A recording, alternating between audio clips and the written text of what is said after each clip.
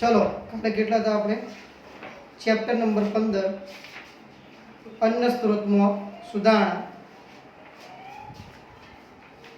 चलो भाई આપણે કાલે ખરીફ પાક, રવિ પાક, જાયદ પાક કયા કયા પાક જોવા મળે એ વિશે ચર્ચા કરી ચૂક્યા છીએ। ઓકે, ચલો હવે એનો ટોપિક આપણે ટોપિક 15.1.1 પાકની જાતમાં સુધારણા કેન્સલ છે। ઓકે, ચલો તો હવે નવો ટોપિક 15.1.2 पाक उत्पादन प्रबंधन मतलब व्यवस्थापन। प्रबंधन मतलब શું થાય? વ્યવસ્થાપન। ચલો अन्य खेती प्रधान देशों तुलना में भारत में पण खेती नाना नाना खेतरों मोटा खेतरों सुधी थाय छे। એટલા જ માટે વિવિધ ખેડૂતો પાસે ભૂમિ, ધન, સૂચનાઓ અને તકનીકીની પ્રાપ્યતા ઓછી અથવા વધારે હોય છે। ટૂંકમાં ધન અથવા आर्थिक परिस्थितिओ खेडूतने विविध खेती प्रणालीओ अने खेतीनी तकनीकोने अपनाववामां अगत्यनी भूमिका भजवे छे। चलो भाई शुं कहेवा मांगे छे के धन अथवा आर्थिक परिस्थितिओ जेम के खेडूतोने विविध खेती प्रणालीओ शुं भजवे छे भाई? खेतीनी तकनीकोने अपनाववामां अगत्यनी भूमिका भजवे छे। ओके, योगदान वधु रोकाण अने पाक उत्पादनमां सहसंबंध छे। आ रीते खेडूतनी रोकाण करवानी क्षमता पाकना तंत्र अने उत्पादन प्रणालीओनुं निर्धारण करे छे। एटला माटे उत्पादन प्रणालीओ पण विविध स्तरनी होई शके। रोकाण वगर उत्पादन, ओछुं रोकाण उत्पादन अने वधु रोकाण उत्पादनना प्रणालीओ आमां समायेल छे। चलो भाई हवे आ शुं कहेवा मांगे छे? पाक उत्पादन प्रबंधन मतलब व्यवस्था। घणा लोको जोड़े आर्थिक संपत्ति सारी एवी होय जेना लीधे आ जोड़े साधनो सारा होय छे। घणा जोड़े व्यवस्थापन एवी नथी होती। घणा जोड़े जमीन ओછી होय तो घणा जोड़े जमीन વધારે होय छे। तो आनी अंदर भिन्नता कई रीतना पाड़ी छे आ लोकोए के भाई कोईना जोड़े संपत्ति वधु छे तो एना जोड़े प्रणालीओ सारी छे। हवे घणा जोड़े जमीन नथी, घणी जग्याए जमीन नथी, ओછી जमीन छे, पाणी नथी। चलो एक्जाम्पल तरीके तमे कोई नदी कांठाना खेतर होय तो ત્યાંના લોકો શું કરે છે?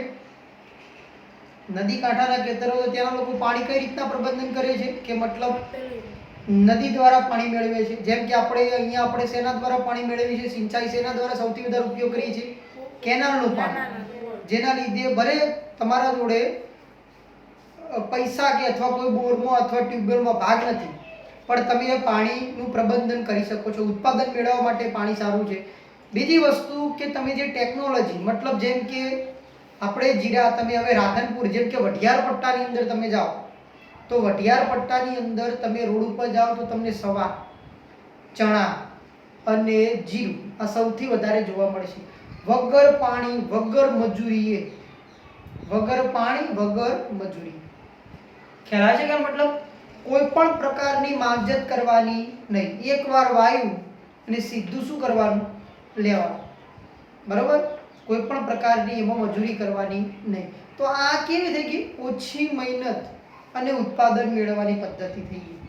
વધુ મહેનત અને ઉત્પાદન મેળવવાની પદ્ધતિ તો છે પણ ઓછી મહેનતે પણ ઘણા લોકો ઉત્પાદન મેળવતા હોય છે। ઓકે, ચલો હવે બીજો ટોપિક છે 15.1 નો એક પોષક તત્વ પ્રબંધન। चलो एनो आपणो जे टॉपिक भणी रह्या छीए के अंदर भाई कई रीतना प्रबंधन मेळववा, उत्पादन वधारे मेळवવું, व्यवस्थापन कई रीतना, एनो एक टॉपिक छे पोषक तत्व प्रबंधन। जेवी रीते आपणने विकास, वृद्धि अने तंदुरस्त रहेवा माटे खोराकनी आवश्यकता होय छे तेवी रीते वनस्पतिओने पण वृद्धि माटे पोषक तत्वोनी आवश्यकता होय छे। वनस्पतिओने पोषक पदार्थो हवा, पाणी અને ભૂમિમાંથી પ્રાપ્ત થાય છે। જે ધોરણ 10 ની અંદર તમે ચેપ્ટર નંબર 6 જૈવિક ક્રિયાઓમાં પોષણ વિશે ભણીશો। વનસ્પતિઓ માટે 16 પોષક તત્વો આવશ્યક છે। અંડરલાઈન કરો। વનસ્પતિ માટે કેટલા પોષક તત્વો આવશ્યક છે? 16 પોષક તત્વો આવશ્યક છે। હવામાંથી કાર્બન અને ઓક્સિજન, પાણીમાંથી હાઇડ્રોજન અને ઓક્સિજન તેમજ બાકીના 13 પોષક તત્વો ભૂમિમાંથી પ્રાપ્ત થાય છે। આ 13 પોષક તત્વોમાંથી 6 ની માત્રા વધારે હોવી જોઈએ। એટલા માટે તેઓને બૃહદ પોષક તત્વો અથવા ગુરુ પોષક તત્વો કહે છે. અંડરલાઈન કરજો, ખાસ નોટ કરજો. બાકીના 7 પોષક તત્વોની જરૂરિયાત ઓછા પ્રમાણમાં હોય છે, એટલા માટે તેઓને લઘુ પોષક તત્વો કે સૂક્ષ્મ પોષક તત્વો કહે છે.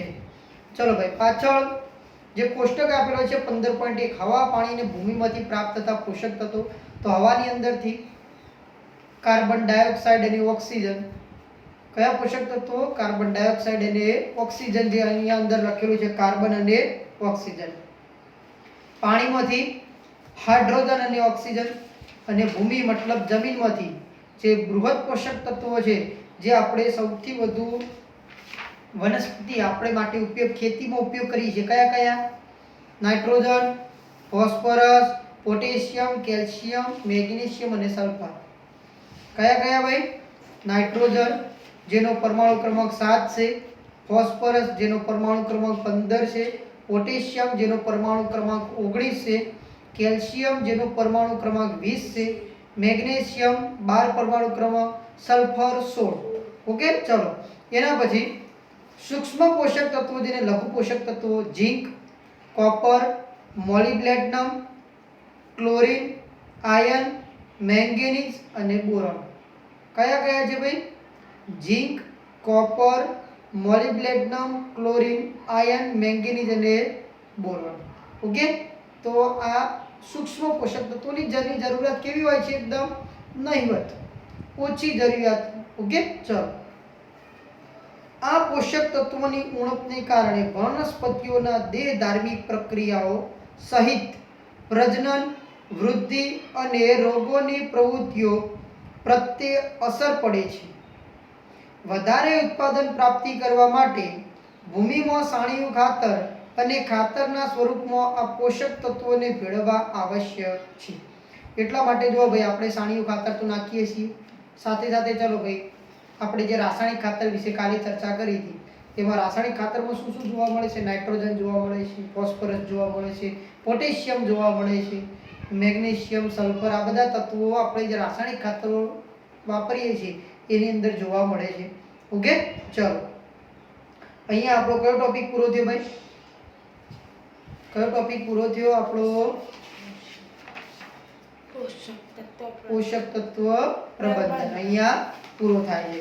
નીચે પ્રશ્ન આપેલો છે કે બૃહદ કે ગુરુ પોષક તત્વ એટલે શું અને તેમને ગુરુ પોષક તત્વ કેમ કહે છે? ચલો, બૃહદ પોષક તત્વો એટલે જે પોષક તત્વો કેટલા છે? 7, જેની સૌથી વધારે જરૂર પડતી હોય વનસ્પતિને બૃહદ કહેવાય, અને જેની અલ્પ માત્રામાં જરૂર પડતી હોય એને ગુરુ પોષક તત્વો. અને તેમને ગુરુ પોષક તત્વો કેમ કહે છે? તો સૌથી વધુ માત્રામાં વૃદ્ધિ, વિકાસ સાથે સૌથી વધારે આ પોષક તત્વો સંકળાયેલા છે. ઓકે, વનસ્પતિઓ તેઓનું પોષણ કેવી રીતે પ્રાપ્ત કરે છે? તો હવા, પાણી અને જમીનમાંથી. હવા, પાણી અને જમીનમાંથી. ચલો હવે આયા ખાતર. સેન્દ્રિય ખાતર. સેન્દ્રિય ખાતરમાં કાર્બનિક પદાર્થોની માત્રા વધારે હોય છે અને તે જમીનને અલ્પ પ્રમાણમાં પોષક તત્વો આપી શકે છે. સેન્દ્રિય ખાતરને પ્રાણીઓના મળ અને વનસ્પતિઓના કચરાના અવઘટન અથવા તો વિઘટનથી તૈયાર કરવામાં આવે છે. ચલો ભાઈ, સેન્દ્રિય ખાતર જેમ કે ભેંસનું છાણ, ગાયનું છાણ, મતલબ ગોબર છે, છાણિયું ખાતર, આ બધા શેમાંથી સેન્દ્રિય ખાતર તૈયાર કરવામાં આવે છે. અથવા વનસ્પતિ જે કપાઈ ગયેલી વનસ્પતિ હોય તો એનો કૂડો મતલબ કચરામાંથી પણ કયું ખાતર તૈયાર કરવામાં આવશે? સેન્દ્રિય ખાતર તૈયાર કરવામાં આવશે. સેન્દ્રિય ખાતર જમીનને પોષક તત્વો અને કાર્બનિક પદાર્થોથી પરિપૂર્ણ કરે છે અને ભૂમિની ફળદ્રુપતામાં વધારો થાય છે. સેન્દ્રિય ખાતરમાં રહેલા કાર્બનિક પદાર્થો ભૂમિના બંધારણમાં સુધારો કરવામાં મદદરૂપ છે. શું ભાઈ? સેન્દ્રિય ખાતરમાં રહેલા કયા પદાર્થો? કાર્બનિક પદાર્થો ભૂમિના બંધારણમાં શું કરવા માટે? સુધારો કરવા માટે મદદરૂપ છે. આના કારણે રેતાળ જમીનમાં પાણીને રાખવાની કે જળ સંગ્રહ ક્ષમતા વધારે છે. ચીકણી જમીનમાં કાર્બનિક પદાર્થોની વધુ માત્રા પાણીના નિકાલમાં મદદરૂપ થાય છે, જેમાં પાણી એકત્રિત થતું નથી. ખ્યાલ આવે છે કે ચીકણી જમીન છે? ચલો ભાઈ, ચીકણી જમીન એટલે શું થશે? પાણી, વરસાદનું પાણી હોય એના પર શું થાય, સરળતાથી ભરાઈને શું થાય, બીજા ખેતર અથવા તો ઢળી જાય, એટલે મતલબ ઢોળાય, વહી જાય છે. પણ હવે આ ચીકણી જમીનમાં સેન્દ્રિય ખાતર શું કરશે, જમીનને નરમ બનાવે છે, જેના લીધે એ પાણી ક્યાં ઉતરે છે, જમીનમાં ઉતરે છે. એટલા માટે ચીકણી જમીન માટે પાણી એકત્રિત કરવા માટે જરૂરી છે. સેન્દ્રિય ખાતરના ઉપયોગમાં આપણે જૈવિક કચરાનો ઉપયોગ કરીએ છીએ, જે પર્યાવરણને રાસાયણિક ખાતરના વધુ ઉપયોગ સામે રક્ષણ આપે છે. જૈવિક કચરાનો ઉપયોગ ખેતરના કચરાનું પુનઃચક્રણ છે. ચલો ભાઈ, જૈવિક કચરાનો ઉપયોગ શું છે ભાઈ, ખેતરના કચરાનું પાછું પુનઃચક્રણ, એટલે ફરીથી ચક્ર છે.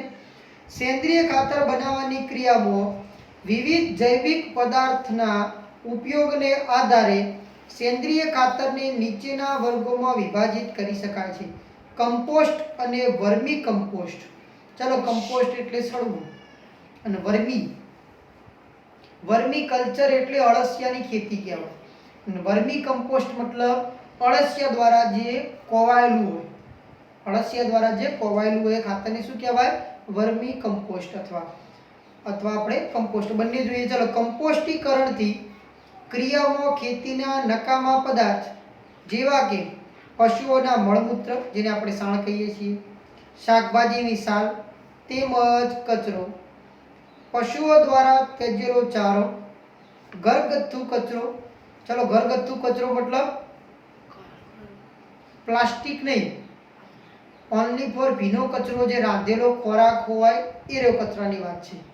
સુએજનો કચરો, ફેંકેલી સ્ટ્રો, નીંદણ વગેરેને ખાડાઓમાં સળવા દેવામાં આવે છે.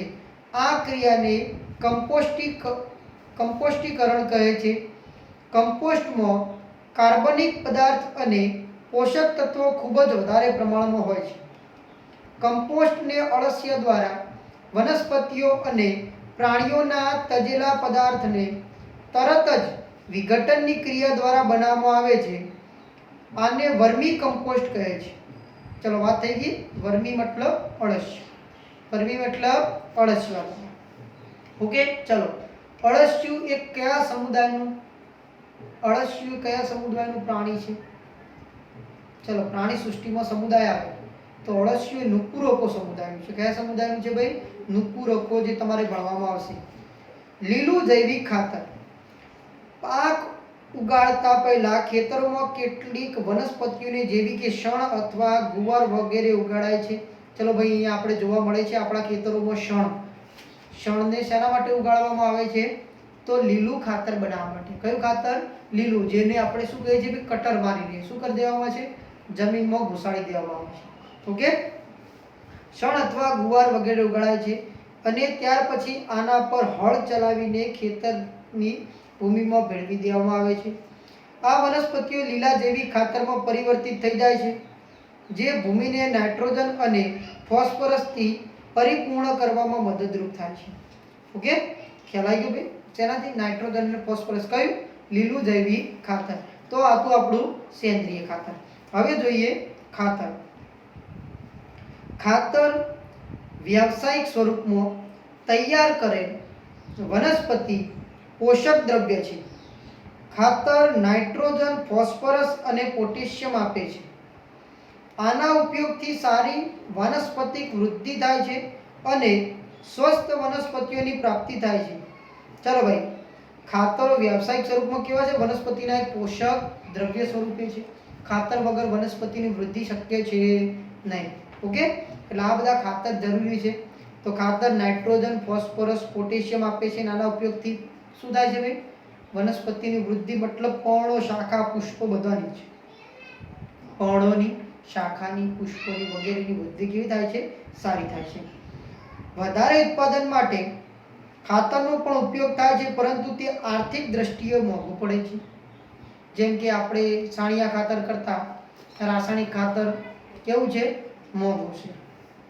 ખાતરનો ઉપયોગ વધુ ધ્યાનથી કરવો જોઈએ અને તેના સદુપયોગ માટે તેની યોગ્ય માત્રાને યોગ્ય સમયે અને ખાતર આપતા પહેલા અને તેના પછીની સાવચેતીઓને સ્વીકારવી જોઈએ. ઉદાહરણ તરીકે, ક્યારેક ખાતર વધારે પડતી સિંચાઈને કારણે પાણીની સાથે વહી જાય છે અને વનસ્પતિઓને તેનું પૂરતું પ્રમાણમાં શોષણ કરી શકતી નથી. ખાતરનું આ વધારાનું પ્રમાણ જળ પ્રદૂષણનું કારણ બને છે. શેના કારણ કહેવાય? જળ પ્રદૂષણ. આપણે કયા ચેપ્ટરમાં ભણી ગયા? Chapter number 14.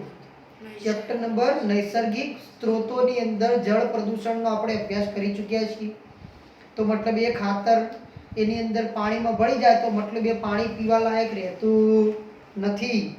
ઓકે, અને પાણીની અંદર અલગ પ્રકારના બેક્ટેરિયા, સૂક્ષ્મ જીવોની ઉત્પત્તિ થાય છે જે આપણા માટે કેવું છે? હાનિકારક છે. જેમ કે આપણે અગાઉના પ્રકરણમાં અભ્યાસ કર્યો છે, ખાતરનો સતત ઉપયોગ ભૂમિની ફળદ્રુપતાને ઘટાડે છે કારણ કે કાર્બનિક પદાર્થોની પુનઃપૂર્તિ થઈ શકતી નથી અને આનાથી સૂક્ષ્મજીવો તેમજ ભૂમિગત સજીવોમાં જીવન ચક્ર અવરોધાય છે. ખાતરના ઉપયોગ દ્વારા પાકનું વધારે ઉત્પાદન ઓછા સમયમાં પ્રાપ્ત થઈ શકે છે. ચલો ભાઈ, આપણે ખાતરનો ઉપયોગ શેના માટે કરીએ છીએ? છોડની સારી વૃદ્ધિ થાય અને મબલક ઉત્પાદન મળે, ઝડપી ઉત્પાદન મળે, એના માટે આપણે કયા ખાતરનો? રાસાયણિક ખાતરનો ઉપયોગ કરીએ છીએ. પરંતુ આ જમીનની ફળદ્રુપતાને કેટલાક સમય પછી નુકસાન પહોંચાડે છે, જ્યારે જૈવિક ખાતરના ઉપયોગથી થતા લાભ લાંબા સમય માટે છે. ઓકે, ખ્યાલ આવે છે ભાઈ? ચલો, જમીનની ફળદ્રુપતાને પ્રશ્ન છે, જમીનની ફળદ્રુપતાને જાળવી રાખવા માટે સેન્દ્રિય ખાતર અને ખાતરના ઉપયોગની તુલના કરો. ચલો, આપણને ખ્યાલ આવે છે ભાઈ? સેન્દ્રિય ખાતર શું થાય છે? તો મતલબ કેવું હોય છે? એક ડીકમ્પોઝ અથવા કમ્પોઝ, મતલબ જમીનમાં આસાનીથી ભળી જાય છે, ઓગળી જાય છે તથા તે જળ પ્રદૂષણનું કારણ બનતું નથી તથા તે સારા પ્રમાણમાં જમીનને કેવી બનાવે છે? નરમ બનાવે છે. ઓકે, પણ જ્યારે સામું ખાતર શું થાય છે? ખાતર એ જળ પ્રદૂષણનું કારણ છે તથા તે શું થાય છે? ખાતરના લીધે જમીન નરમ નથી બનતી, પણ જમીનમાં રહેલા ઘણા બધા સૂક્ષ્મ જીવો છે, જે જીવ શું થાય છે કે છોડની વૃદ્ધિ સાથે સંકળાયેલા હોય છે, એ જીવોનો પણ શું કરે છે? નાશ કરે છે. અહીંયા ખાતરનો મતલબ જે ફર્ટિલાઇઝ થયું, ફર્ટિલાઇઝ મતલબ રાસાયણિક ખાતરનો મતલબ છે. અહીંયા ખાતર એટલે કયું ખાતર ભાઈ? રાસાયણિક ખાતરની વાત છે. ઓકે, ચલો, કાર્બનિક ખેતી કરવાની આ એક પદ્ધતિ છે જેમાં રાસાયણિક ખાતર, જંતુનાશક, નીંદણનાશક વગેરેનો ઉપયોગ ખૂબ જ ઓછો કે બિલકુલ થતો નથી. આ પદ્ધતિમાં વધુમાં વધુ કાર્બનિક ખાતર, ખેતીના નકામા પદાર્થોનું પુનઃચક્રીયકરણ, જૈવિક પરિબળો જેવા કે નીલહરિત, લીલનું સંવર્ધન, જૈવિક ખાતર બનાવવામાં ઉપયોગ કરવામાં આવે છે. લીમડાના પર્ણો અને હળદરનો વિશેષ રૂપે જૈવ કીટનાશકોના સ્વરૂપમાં ખાદ્ય સંગ્રહનો ઉપયોગ થાય છે. મતલબ ટોટલી ખેતી કેવી છે ભાઈ? જૈવિક ખેતી કહેવાય. મતલબ આની અંદર કાર્બનિક પદાર્થોનો જ ઉપયોગ કરવાનો છે, કોઈ પણ પ્રકારના રાસાયણિક પદાર્થોનો ઉપયોગ કરવાનો નથી. કીટનાશક તરીકે હળદર, પછી લીમડાના પાન છે, લીમડાના પાન. તદ ઉપરાંત કીટનાશક તરીકે આપણે ગૌમૂત્રનો પણ ઉપયોગ કરી શકીએ છીએ.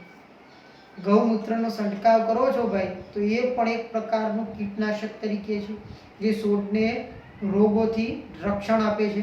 ઓકે, ચલો, કુશળ પાક ઉત્પાદન પદ્ધતિ માટે મિશ્રિત ખેતી, આંતરપાક પદ્ધતિ અને પાક ચક્રણ અથવા પાકની ફેરબદલી જે 15.1.2.3 માં ચર્ચા કરેલ છે ભાઈ, આપણે આગળ ચર્ચા કરી ચૂક્યા. ઓકે, ચલો, 15.1.2 જે આપણે ચર્ચા કરવાની પણ છે, જે આવશ્યક છે તે પાક તંત્ર, કીટક, જંતુ અને નીંદણનું નિયંત્રણ કરે છે અને પોષક તત્વો પણ આપે છે. ઓકે, ચલો, અહીંયા કયો ટોપિક પૂરો થયો? ખાતર. હવે એનો એક છેલ્લો ટોપિક છે સિંચાઈ. ચલો, સિંચાઈ જોઈ લઈએ આપણે. ભારતમાં મોટાભાગની ખેતી વરસાદ પર આધારિત છે અથવા મોટાભાગના વિસ્તારોમાં પાકનું ઉત્પાદન સમયસર વર્ષા ઋતુ આવવાને લીધે અને વૃદ્ધિ સમયગાળામાં યોગ્ય વરસાદ થવા પર આધારિત છે. જેમ કે આપણે પણ વરસાદની રાહ જોઈએ છીએ અને આપણી સિંચાઈ સૌથી વધારે, દરેક સિંચાઈ શેના ઉપર આધારિત છે? વરસાદ પર આભારી છે. ઓકે, એટલા જ માટે ઓછો વરસાદ થવાને લીધે પાક ઉત્પાદન ઘટી જાય છે અને જ્યારે વરસાદ વધુ થાય તો પણ પાક ઉત્પાદન શું થઈ જાય છે? ઘટી જાય છે. અતિવૃષ્ટિ અને અનાવૃષ્ટિ બંને પાક નિષ્ફળ થવાના કારણો છે.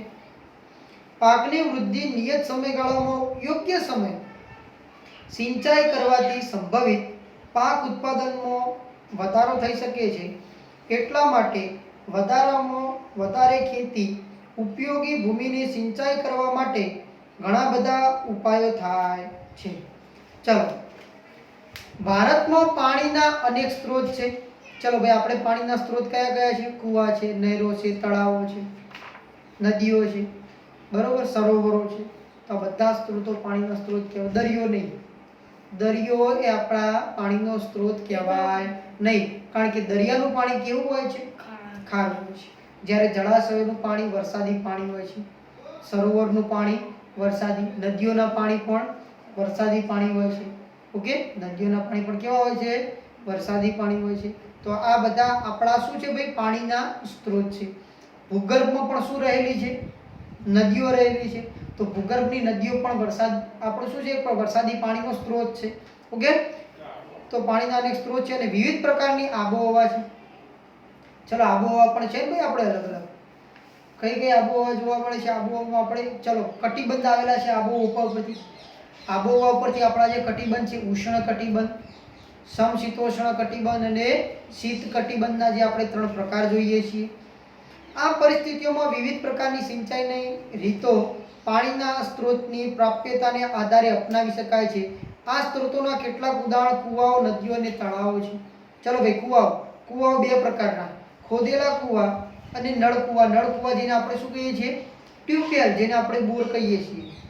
દેશી ભાષામાં આપણે બોર કહીએ છીએ, જેને ટ્યુબવેલ. ખોદેલા કૂવા દ્વારા ભૂમિગત પાણીના સ્તરોમાં આવેલા પાણીને એકત્રિત કરવામાં આવે છે અને નળ કૂવામાં પાણી ઊંડા જઈ સ્તરોમાંથી કાઢવામાં આવે છે. આ કૂવામાંથી સિંચાઈ માટે પાણીને પંપ દ્વારા કાઢવામાં આવે છે. નહેરો. ચલો ભાઈ, નહેરો અહીંયા આપણે જોઈ શકીએ છીએ. કઈ નહેર છે ગુજરાતમાં સૌથી લાંબામાં લાંબી નહેર કઈ છે? આપણે જે પાણીનો અત્યારે ઉપયોગ કરીએ છીએ, નર્મદા, જેને આપણે નહેર અથવા તો કેનાલ કહીએ છીએ. શું કહીએ છીએ? નર્મદા કેનાલ કહીએ છીએ. ઓકે, આ સિંચાઈનું એક મોટું, વિસ્તૃત અને વ્યાપક તંત્ર છે.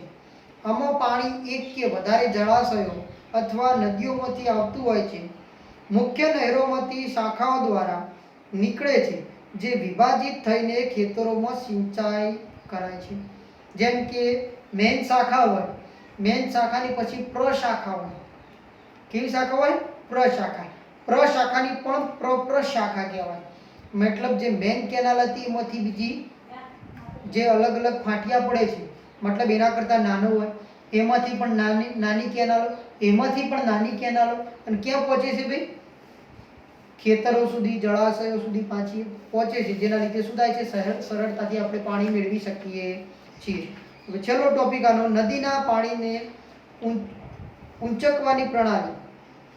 જે વિસ્તારોમાં જળાશયોમાંથી ઓછું પાણી મળવાને કારણે નહેરોના વહેડા અનિયમિત અથવા અપૂરતા હોય છે, ત્યાં પાણીને ઉપર કે ઊંચે લઈ જવા માટેનું તંત્ર કે પ્રણાલી વધારે ઉપયોગી બને છે. નદીઓના કિનારે આવેલા ખેતરોમાં સિંચાઈ કરવા માટે નદીઓમાંથી સીધું પાણી મેળવવામાં આવે છે. શેના દ્વારા? રાજકોટિયા એન્જિન દ્વારા. કયા એન્જિન? રાજકોટિયા, જેનો અવાજ તમે સાંભળતા હશો. એન્જિનનો અવાજ, એક મશીન પડેલું હોય છે. ઓકે, ચલો, તળાવો. નાના જળાશયો જે નાના વિસ્તારોમાં વહેતા પાણીનો સંગ્રહ છે, જે તળાવનું સ્વરૂપ ધારણ કરી લે છે.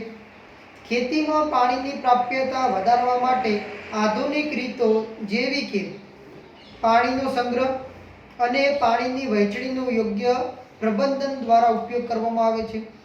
એટલા માટે નાના બંધ બનાવવામાં આવે છે, જેમાંથી ભૂમિ જળમાં વધારો થાય છે.